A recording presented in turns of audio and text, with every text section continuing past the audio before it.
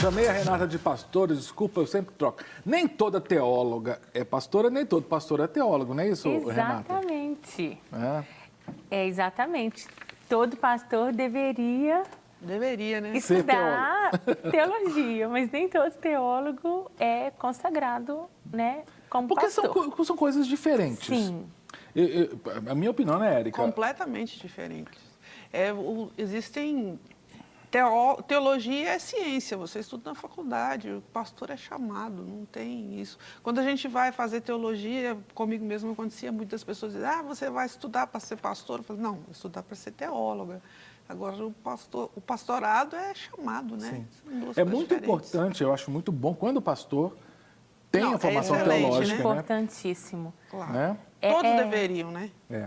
É diferente o lance da vocação, até do que você espera do curso. Nessa semana, uma amiga me procurou dizendo assim, quero estudar mais a palavra de Deus. O que você me indica? Fazer a teologia como você fez, o bacharel, ou fazer um seminário? E aí existia todo um contexto, né? Claro. E aí eu pude orientá-la, que já tem inclusive um curso superior numa outra área. Eu falei, vai para o seminário. Né? Porque ela quer algo mais inspirativo, ela quer algo que ajude mais na vida espiritual dela. É mais devocional, mais devocional. Mas sabe o que eu fico pensando? Eu tenho visto, tem me causado um pouco de preocupação alguns cursos teológicos, sobretudo esses que estão com o aval do MEC, que estão pendendo muito para o lado excessivamente ciência da religião em vez de ser teologia, entende?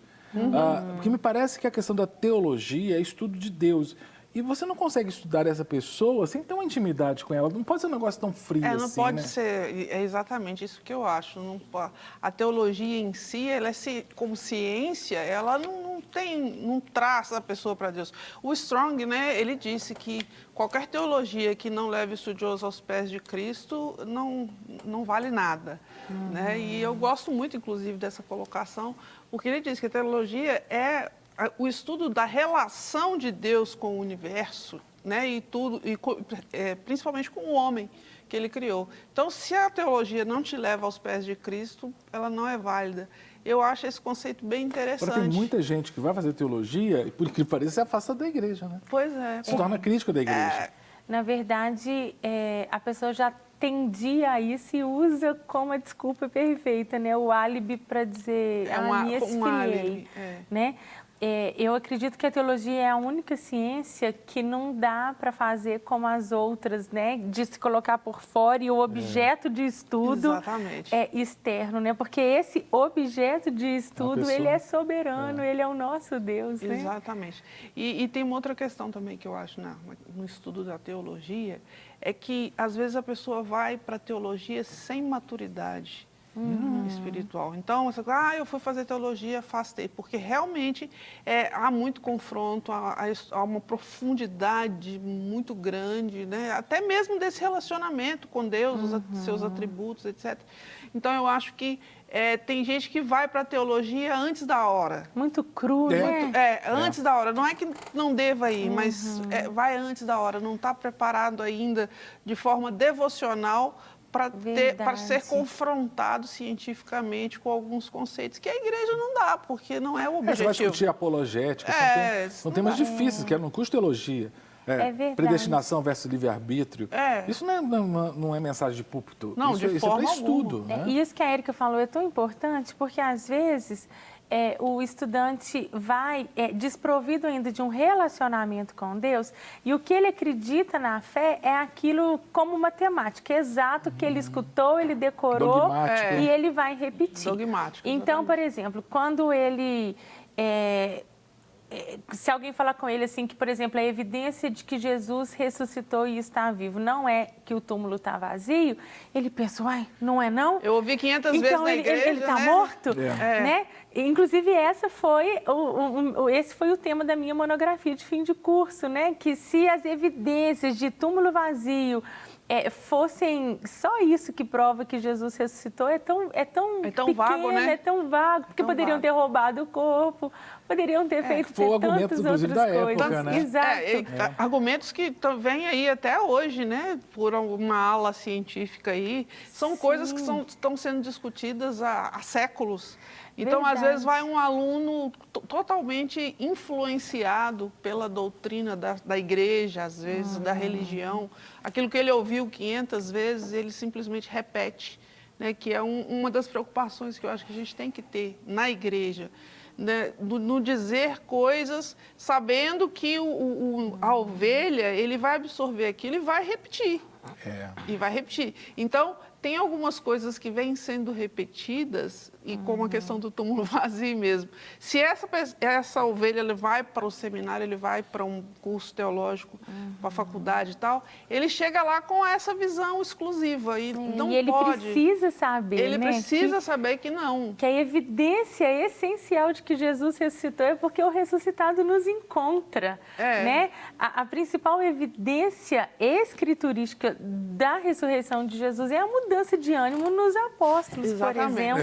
Né, de medo, apavorados, de repente eles estão cheios de ousadia, de força. Então, você usou o Josh McDowell no seu trabalho? Não, eu usei o Hans Kessler, é um teólogo alemão.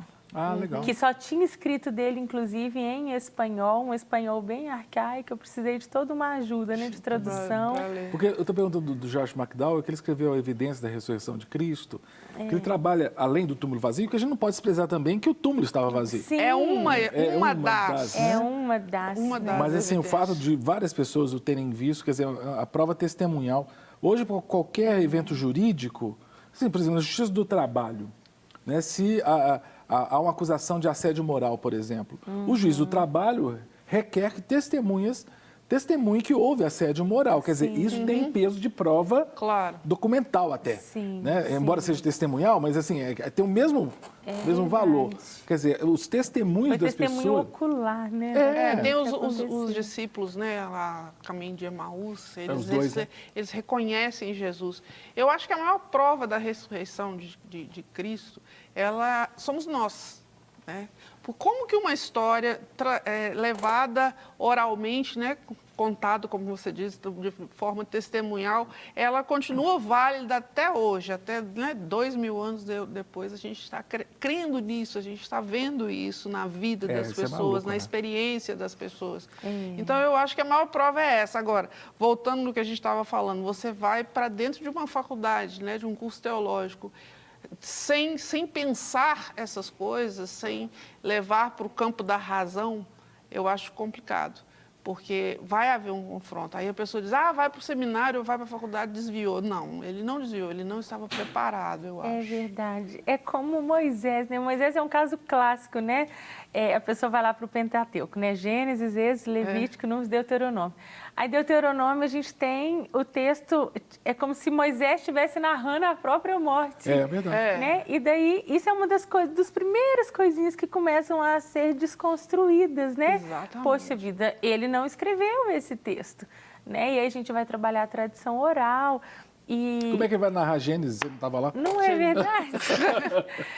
É um exemplo melhor ainda do que a própria morte. Eu ia dizer isso, né? Começa no primeiro versículo da primeira palavra, né? Lá no Bereshit já começa a complicar para quem não está preparado. Só para esclarecer o pessoal de casa, a pastora Érica não está orando em línguas quando ela fala Bereshit, não?